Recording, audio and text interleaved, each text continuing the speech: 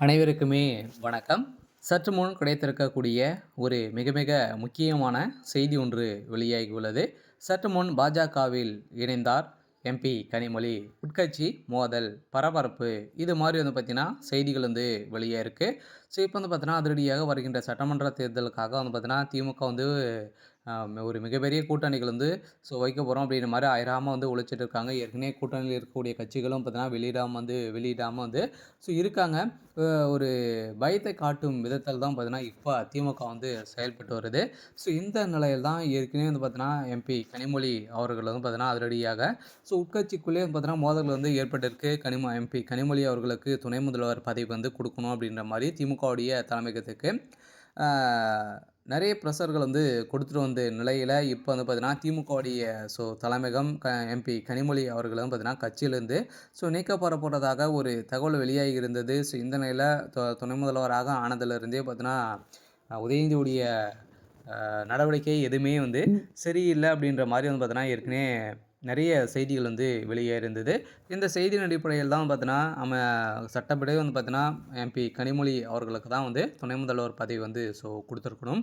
இருந்தாலுமே இப்ப பார்த்தீங்கன்னா, அதிரடியாக முதல்வர் ஸ்டாலின் அவர்கள் அவருடைய பையனுக்கு குடுத்த சம்பவம், கனிமொழிக்கும் உதயநிதி ஸ்டாலினுக்கும் இடையே பார்த்தீங்கன்னா, மனக்கசப்புகள் ஏற்பட்டிருக்கக்கூடிய காரணத்தின் அடிப்படையில இப்ப அதிரடியாக பார்த்தீங்கன்னா, உட்கட்சி மோதல் ஏற்பட்டிருக்கு. இப்ப அதிரடியாக பாஜகவுல எம்பி கனிமொழி அவர்கள் ஆ இணைந்திருக்காங்க அப்படின்ற மாரி ஒரு தகவல் வெளியாயிருக்கு. ரகசியமாகவே பேச்சுவார்த்தைகள் நடந்துட்டு இருக்கு. இந்த பேச்சுவார்த்தையின் அடிப்படையில் தான் பார்த்தீங்கன்னா, வருகின்ற சட்டமன்ற தேர்தலுக்காக பார்த்தீங்கன்னா, இப்ப இந்த அனௌன்ஸ்மென்ட் வரப்போகுது. இதன் அடிப்படையில தான் இப்ப திமுகவுடைய கதை ஒட்டுமொத்தமாக முடியப்போகுது. வருகின்ற சட்டமன்ற தேர்தல்ல ஒரு மிகப்பெரிய தோல்விகள் அடையறதுக்கான அறிகுறியாகவே இருந்துட்டு வருது இல்லையா? பார்த்தீங்கன்னா, முதல்வர் ஸ்டாலின் அவர்கள் முதல்வராக போட்டியிட மாட்டாரு அப்படின்ற மாரி வந்துருச்சு இல்லையா? இப்ப உதயநிதி ஸ்டாலின் அவர்கள் தான் போட்டியிட போறாரு. இருந்தாலுமே அவருக்கு எந்த ஒரு அனுபவமும் கிடையாது.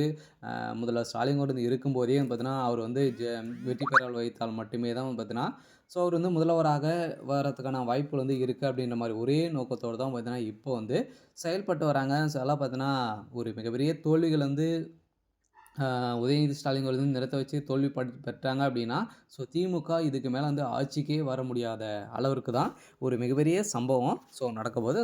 திமுகவில் இருக்கக்கூடிய முக்கிய புள்ளிகளுக்கும் பார்த்தீங்கன்னா, நெறைய எதிர்ப்புகள் உதயநிதியால பார்த்தீங்கன்னா, திமுகவில் இருக்கக்கூடிய அமைச்சர்கள்லாம் ஒரு மனக்கசப்போடு தான் இருக்காங்க. பார்த்தீங்கன்னா, எந்த ஒரு செயலுமே செயல விடாம பார்த்தீங்கன்னா, உதயநிதி ஸ்டாலின் தடுத்து வரும் நிலையில, இப்ப அதிரடியாகவும் பார்த்தீங்கன்னா, திமுகவில் இருக்கக்கூடிய முக்கிய புள்ளிகள்லாம் வேற ஒரு கட்சியில இணைய போறாங்க. பார்த்தீங்கன்னா, இப்ப எம்பி கனிமொழி அவர்களும் பார்த்தீங்கன்னா, பாஜகவுல இணைய போறதாக ஒரு பேச்சுவார்த்தைகள் நடந்துட்டு இருக்கு.